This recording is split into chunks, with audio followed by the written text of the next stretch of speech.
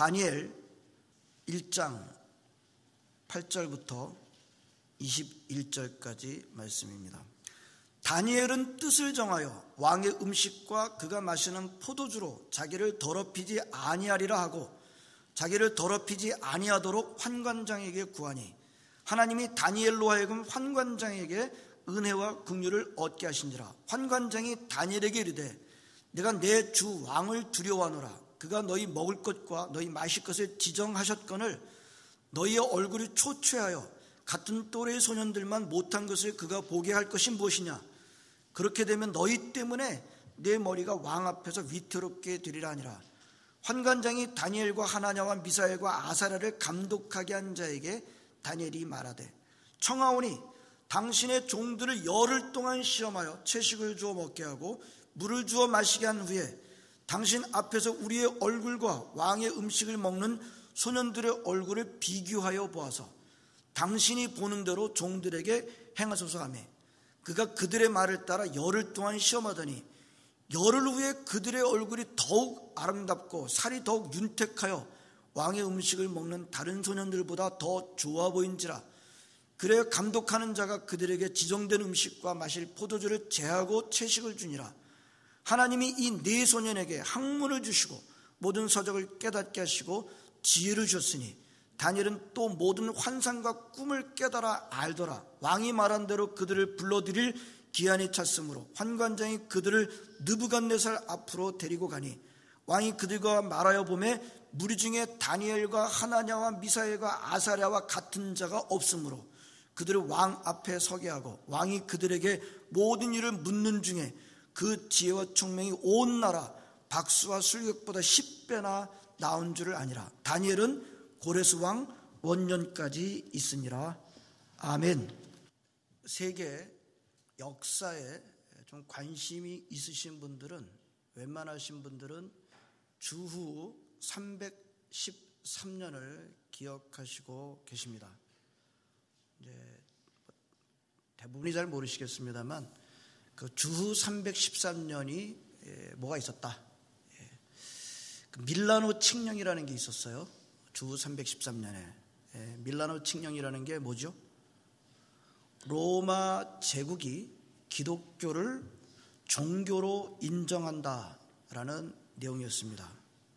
인정이 굉장히 적극적인 인정이고 기독교를 보호한다는 의미까지 들어있었습니다만 사실은 이제 기독교가 로마의 국교가 된 것은 그때는 아니었고요. 380년이 되어서 380년 때에 이제 기독교가 로마의 국교가 됩니다. 스테이트 릴리전이 됩니다. 자, 로마 제국이 기독교를 인정하기까지 얼마나 끔찍한 박해들이 있었는지 우리가 모르지 않습니다. 수많은 순교자들이 기독교 신앙을 지키기 위해서 맹수의 밥이 되고 아주 극악한 다양한 핍박의 제물로 바쳐졌습니다. 성도 여러분, 우리가 이 좋은 환경 가운데서 믿음을 갖고 있습니다만 우리는 늘 우리들의 신앙의 선배들의 피 흘린 신앙의 지킴이 있었기 때문에 우리가 이런 신앙을 갖게 됐다라는 사실을 우리는 늘 잊지 않아야 할 것입니다.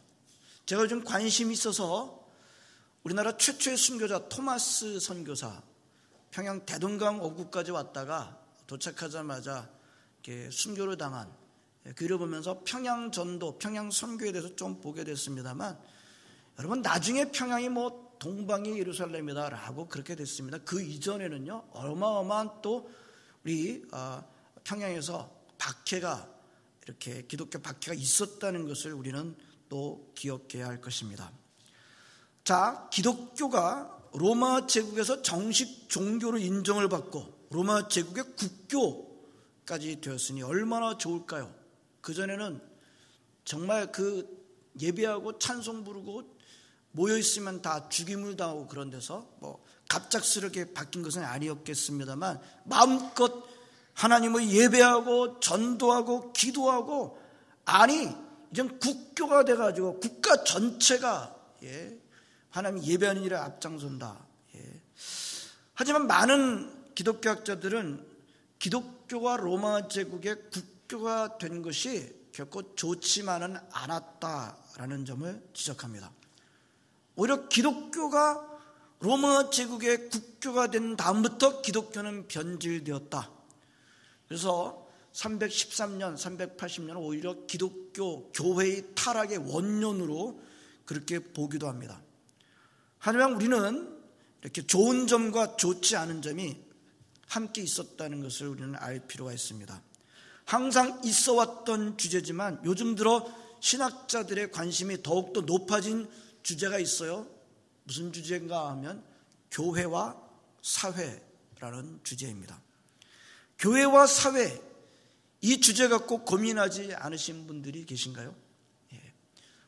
여러분들과 마찬가지로 저도 청년회 때 이 교회와 사회라는 문제 때문에 참 고민 많이 하고 기도도 많이 하고 그랬습니다. 기독교 신앙을 중요하게 여기시는 분이라고 한다면 이 교회와 사회라고 하는 주제를 가지고 고민하지 않으신 분들은 안 계실 것입니다. 요즘 톰 라이트라고 하는 신학자가 많은 도전을 이 부분에 대해서 던지고 있습니다. 많은 책을 읽지는 않았습니다만 이렇게 간단하게 한번 요약해 보았습니다. 우리 톰 라이트의 주장을. 현대의 기독교는 교회와 사회를 둘로 나누어 버리고 서로 다른 길을 가고 있다. 그러다 보니 교인들이 많아지고 교회가 많아진다고 해도 사회는 별 변화가 없다. 교회와 사회를 둘로 나누어 버리는 것은 기독교적이지 않다. 이교적인 것이다. 초대교회, 즉 1세기의 교회들은 지금과 같이 교회와 사회를 이분법적으로 분리하지 않았다. 바울이 강조한 예수님을 믿음으로 말미암아 의롭게 된다라고 하는 이신칭의도 한 개인이 어떻게 하나님과 화목하게 되는가만을 가르치지 않고 그 화목은 반드시 다른 사람들에게 전해져야 하는 것을 포함하고 있는 것이어서 그 당시 교회의 신앙은 곧바로 사회에 영향을 주었다라고 주장을 하면서 지금의 교회는 바로 1세기의 교회, 초대교회의 그 영성을 회복해야 된다라는 목소리를 높이고 있습니다. 사실 이런 주장은요, 이 라이트라고 하는 신학자만 한 것은 아니었고요. 늘 기독교 초기서부터 이런 도전들이 늘 있어 왔고, 이런 주장들이 있어 왔고, 이런 생각이 있어 왔고, 지금도 고민하고 있는 문제이기도 합니다. 이 주제는 쉽지가 않습니다. 이 주제를 한 편의 설교에서 다 다룰 수는 없을 것입니다만, 오늘 우리가 묵상하려고 하는 이 다니엘서 본문을 통해서 하나님께서 우리에게 주시는 깊은 이 부분에 대한 대답, 이 부분에 대한 하나님의 깊은 통찰력을 우리는 얻을 수 있을 것입니다. 다니엘은 유대인이었습니다. 유다인이었습니다. 다니엘의 조국 유다는 망했습니다. 주전 586년에 바벨론이라는 제국에 의해서 유다라고 하는 나라는 멸망당했습니다. 여러분, 유다 또는 이스라엘이라는 나라가 어떤 나라인지 우리가 모르지 않아요. 창세기 12장 아브람 때서부터 시작해서 하나님의 특별한 선택을 받고 하나님의 특별한 복을 받은 나라인데요, 세상에 그런 나라가 없어요. 이스라엘, 유다 같은 하나님의 특별한 선택을 받고 특별한 복을 받은 나라가 없습니다. 그런데 그 나라가 망했습니다. 하나님의 특별한 선택을 받은 나라가 망했어요. 말이 안 되나요? 하지만 틀림없는 사실입니다. 망했습니다. 그리고 유다에서 쓸만한 사람들은 몽땅 다 바벨론의 포로로 다 잡혀가게 됩니다. 다니엘은 그렇게 바벨론으로 포로로 잡혀간 사람들 중에 한 명이었고 소년이었습니다. 바벨론은 바벨론 왕궁과 바벨론 제국에 쓸만한 사람들을 기르기 위해서 유다의 왕족이라든지 귀족들 가운데 똑똑한 아이들을 선발해서 바벨론 궁에서 길러지게 했습니다. 모든 음식과 모든 물자가 다 제공됐고 왕이 주는 음식과 왕이 주는 포도주 모든 물자를 공급해서 3년 동안 기르고 난 다음에 왕이 테스트를 하는 거예요. 거기에 합격하게 되면 바벨론을 위해서, 바벨론 제국을 위해서 일하게 되었던 것입니다. 자, 그렇게 선발된 유다의 소년 가운데 바로 다니엘과 3명의 친구들, 여기 사드락과 메삭과 아벳느고, 이제 이것은 유다 이름은 아닙니다만 하나냐와 미사엘, 아살의 이름을 그렇게 고친 거죠. 보통 우리가 사드락과 메삭과 아벳느고 세 친구들의 이름을 기억하고 있습니다. 자, 이 부분에 대해서 우리는 두 가지 질문을 한번 우리 생각해 볼 수 있겠습니다. 첫 번째, 자, 이 부분에서 이 대목을 읽고 있는 극단적인 민족주의자들은 무슨 생각을 하게 될까요? 예? 바벨론 왕의 이 유다의 소년들을 바벨론의 어떤 일꾼으로 양육하려고 하는 이 프로그램에 동참하고 있는 이 다니엘과 세 친구들을 극단적인 민족주의자들은 어떻게 생각하게 될까요? 전혀 탐탁해하지 않을 것입니다. 조국을 짓밟아 멸망시킨 원수의 나라, 자기의 가족과 형제 자매들을 죽인 그 원수의 나라, 그보다 더 중요한 것은 하나님이 계시다고 하는 성전을 파괴한 나라, 그런 원수의 나라를 위해서 목숨 걸고 투쟁하지는 못할지언정 그런 나라를 위해서 일해? 이것 자체가 전혀 틀려먹은 것이라고 생각을 할 것입니다. 여러분, 조국과 민족이라는 문제에 대해서 기독교인들이 빠지기 쉬운 양극단이 있습니다. 첫 번째는 기독교인이 되면 조국과 민족보다는 세상의 모든 기독교인들, 예수님의 자녀들이 더 중요하다라고 보는 입장입니다. 여러분, 기독교의 복음은요, 그리스도 안에 모든 그리스도인들이 하나임을 가르쳐줍니다. 그리스도 안에는 결코 어느 민족 안에 갇혀져 있지 않아요. 민족을 넘어서서 그리스도 안에는 모든 민족을 한 형제로 여기게 됩니다. 그러면 예수님 안에 있으면 내 조국과 내 민족은 더 이상 의미가 없어지는 걸까요? 기독교인이 되면 조국과 민족은 없어지고 오직 세계적인 기독교인이라는 것만 남을까요? 그렇지는 않습니다. 기독교인들에게는 여전히 조국이 없어지지 않습니다. 기독교인들은 조국을 사랑해야 합니다. 맞습니다. 자기를 낳아준 조국을, 민족을 사랑해야 됩니다. 이번에는 또 반대 방향으로 갈까요? 하지만 나라를 사랑하고 민족을 사랑하는 것이 너무 지나치게 되면 무슨 일이 생길까요? 하나님보다 조국, 민족을 더 위에 두는 일이 생기게 됩니다. 대표적인 예가 바로 저 북한입니다. 북한이 내걸고 있는 가장 중요한 모토가 무엇인가요? 제가 그전에도 말씀드렸습니다. 한충식 집사님이 갖고 계시는 그 비디오 테이프를 제가 보면서, 북한이 내걸고 있는 가장 중요한 모토가 뭐예요? 우리끼리 잘 살자.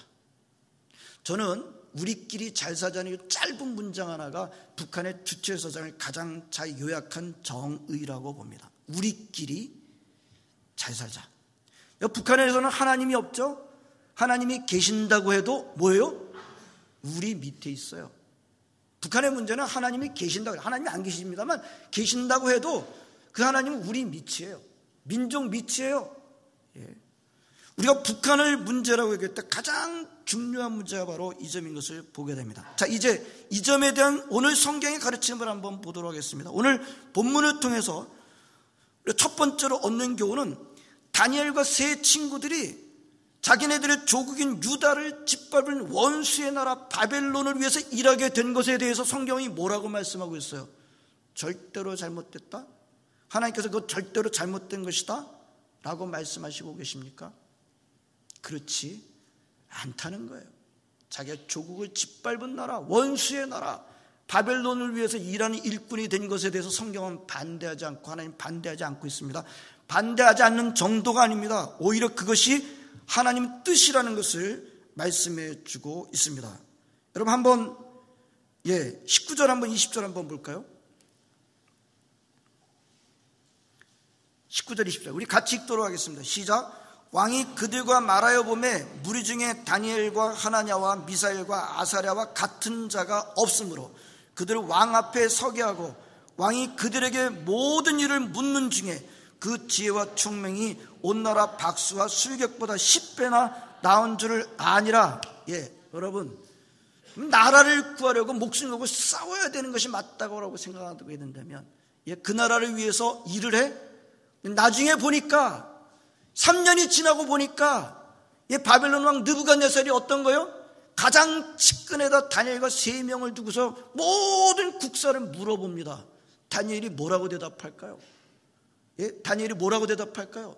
세상적인 지혜로 대답할까요? 하나님이 주신 지혜와 총명으로 대답하지 않습니까? 놀라운 우리가 짧은 눈으로 판단할 수가 없어요. 예. 자, 오늘 본문은 다니엘과 이 세 명의 친구들이 바벨론에서 일하게 된 것, 이것이 우리의 잘못된 것이 아니라 하나님의 놀라운 역사다. 이것은 모든 날에 똑같이 적용되지 않을 수도 있겠습니다만 오늘 본문은 이거를 우리에게 분명히 하나 가르쳐주고 있습니다. 다니엘과 세 명의 친구가 바벨론을 위해서 일하게 되는 것이 잘못된 것이 아니라 오히려 하나님께서 기뻐하시는 섭리였다.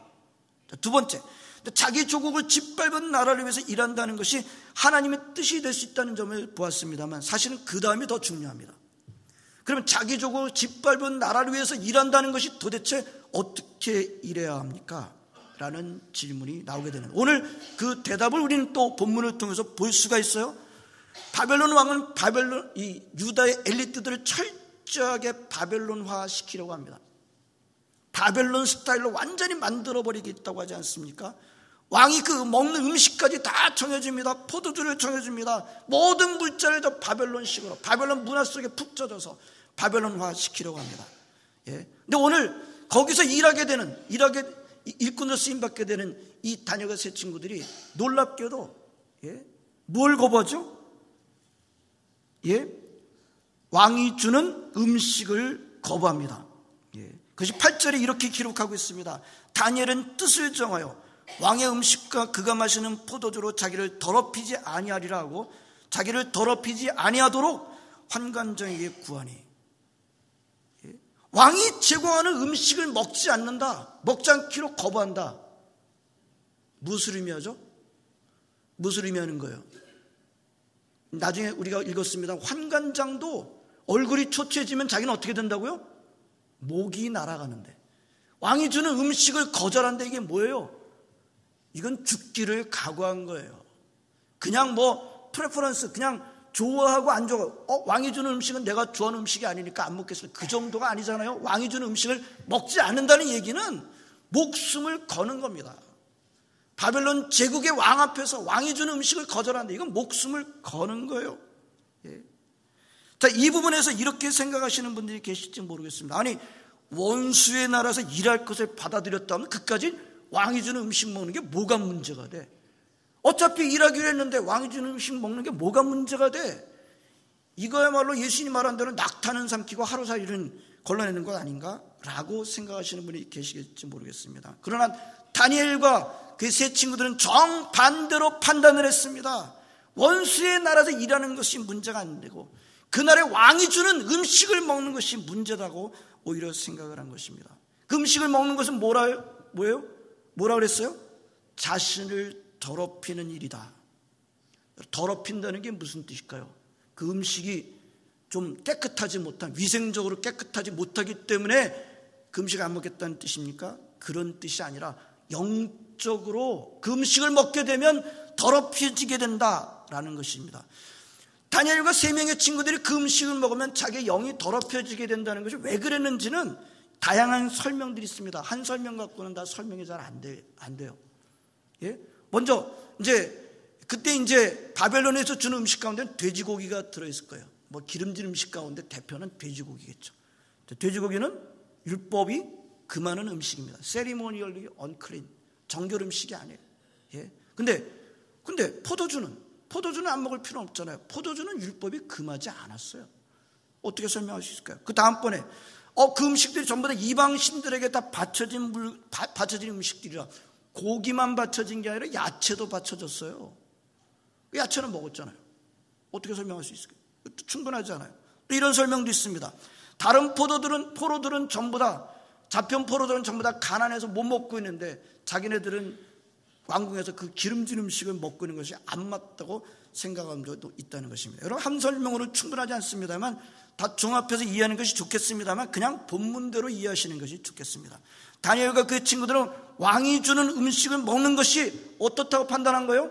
어떻다고 말하고 있어요? 자기들의 영을 더럽힌다라고 한 것입니다. 이건 뭐예요?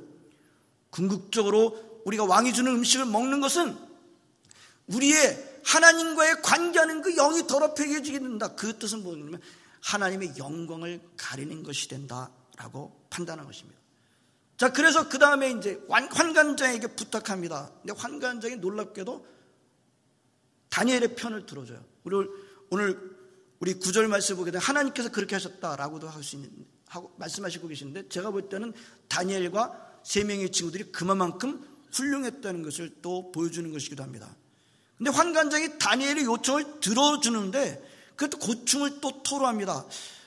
다 좋은데 다니엘아, 너희들이 그러다가 얼굴이 초췌해지면 내 목이 날아가는 건 어떻게 생각하니?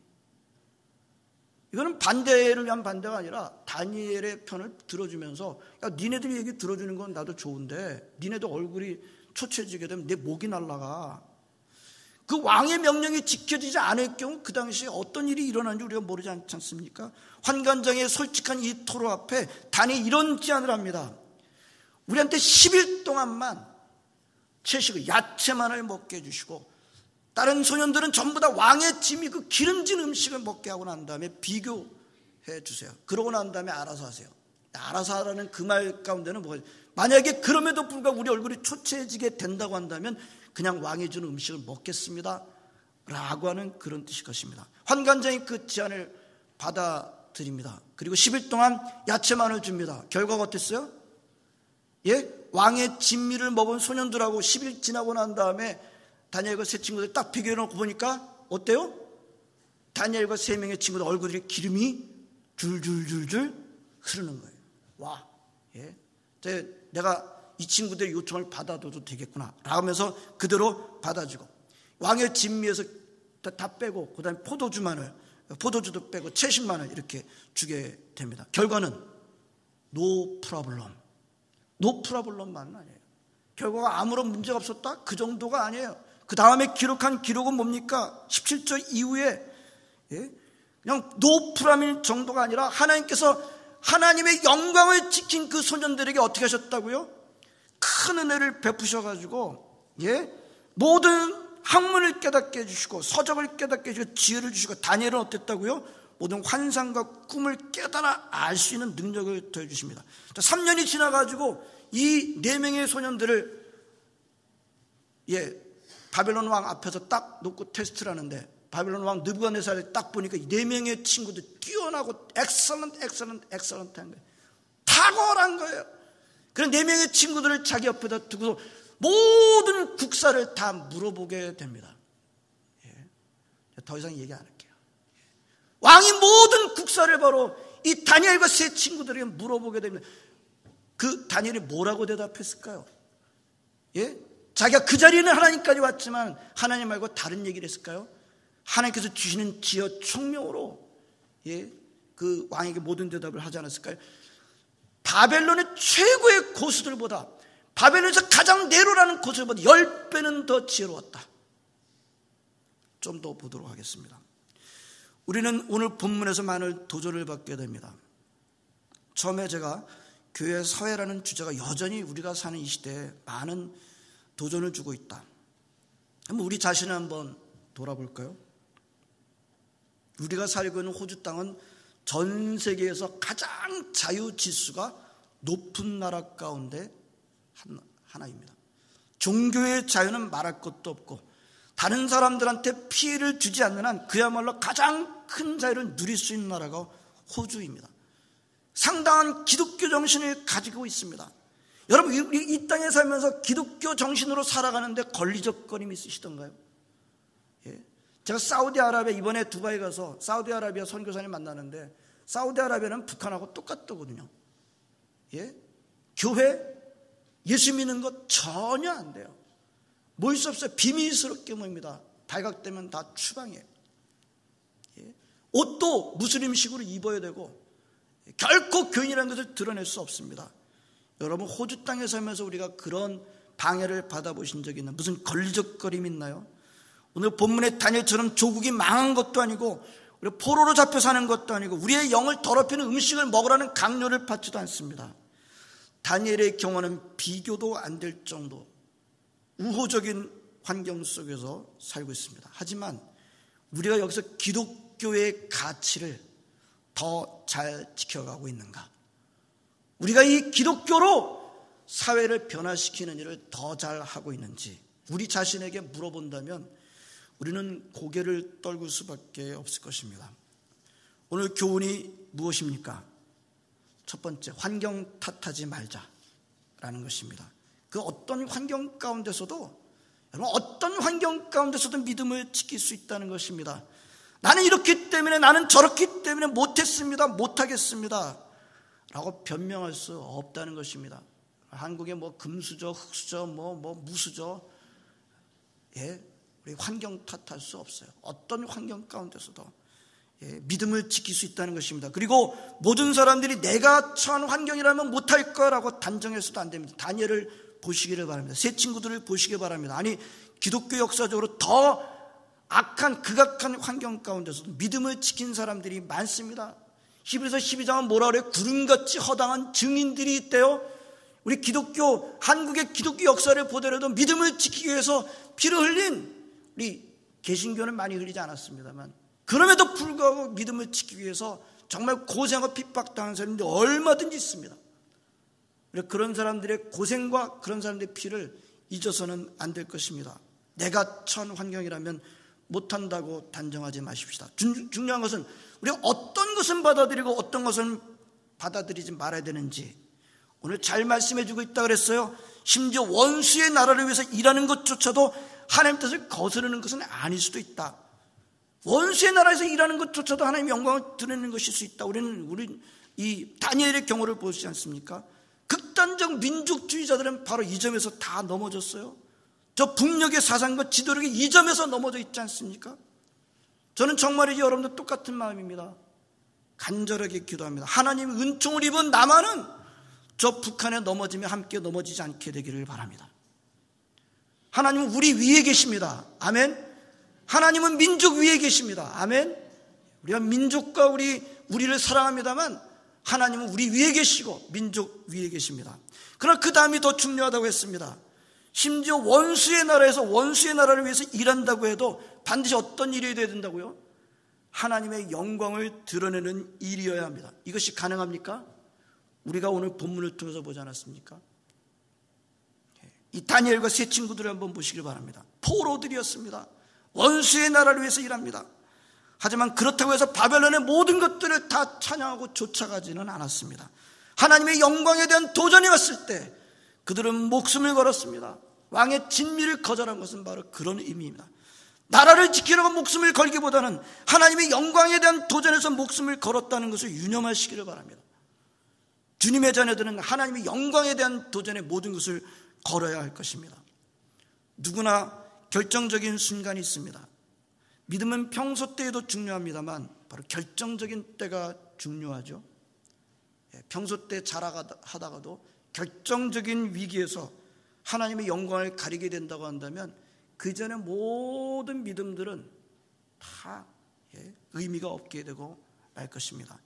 다니엘은 그 결정적인 순간에 뜻을 정한 겁니다. 하나님의 영광을 지키기로 뜻을 정한 겁니다. 우리 한국교회, 호주교회도 다 마찬가지예요. 한국의 기독교가 겉에서 보기에는 평소 때에는 잘 서 있는 것처럼 보입니다만 좀 안 보이는 그런 곳에서 하나님의 영광이 아니라 내 영광을 취함으로 사람의 영광 때문에 무너지는 일이 얼마나 많이 있습니까? 현대를 살고 있는 우리에게는 바벨론 같은 제국은 없어 보입니다만 어쩌면 더 교묘한 사탄의 역사에 노출되고 있다, 유혹을 받고 있다고 그렇게 말할 수 있겠습니다만 그러나 이것도 너무 과장하지는 마십시다. 로마 제국의 박해에서 믿음을 지킨 우리 믿음의 선배들 앞에 우리는 할 말이 없습니다. 오늘 다니엘과 세 명의 친구들 앞에 우리는 할 말이 없습니다. 성도 여러분, 뜻을 정합시다. 다니엘처럼 하나님의 영광을 더럽히라는 세상의 유혹에 넘어가지 마십시다. 오늘 후반부를 보게 되면요, 하나님의 영광을 지킨 이 다니엘과 세 명의 친구들에게 하나님께서 무엇을 주셨다고요? 한마디로 간단하게 요약하면 무엇을 주셨다고요? 탁월함을 주십니다. 다니엘과 세 명의 친구들이 그냥 문제없이 넘어간 정도가 아니라 하나님께서 다니엘과 세 명의 하나님의 영광을 지킨 이들에게 뭘 줬다고요? 탁월함을 주십니다. 뛰어남 세상의 모든 고수들보다 10배는 뛰어난 탁월함을 주고 계시는 것을 볼 수가 있습니다. 모든 환상과 꿈을 깨닫게 해주십니다. 예. 여러분, 우리에게 이 탁월함이 부족하다고 한다면 우리는 이거 뒤집어서 우리가 하나님의 영광을 정말 드러내는 일에 제대로 서 있는지 돌아볼 필요가 있지 않을까요? 오늘 주시는 말씀을 놓치시지 마시기를 바랍니다. 그 어떤 환경 가운데서도 하나님의 영광을 얼마든지 드러낼 수가 있습니다. 우리는 무엇은 되고 무엇은 안 되는지, 이것도 지혜가 굉장히 필요한데, 우리가 볼 때 사람들이 반대로 행할 때 나라를 지키는 일에 어떻게 원수의 나라에서 일꾼이 돼? 말도 안 되지. 그러나 그것은 하나님의 뜻으로 여기고요, 오히려 왕의 짐이 그건 아무것도 아닌 일인 것 같은데 그것을 받아들이지 않고 이것은 영을 더럽히는 것이다, 하나님의 영광을 가리는 것이다, 여기에 그들의 모든 것을 걸고 나아갔던 이 분별력, 오늘 시대 우리 예수 믿는 사람들에게 이런 분별력이 필요합니다. 한번 따라서 하겠습니다. 하나님의 영광을 지킬 때 탁월함이 온다. 아멘. 하나님의 영광을 지키는 일, 뜻을 정하시는 여러분 모두가 되시기를 주의 이름으로 축원합니다.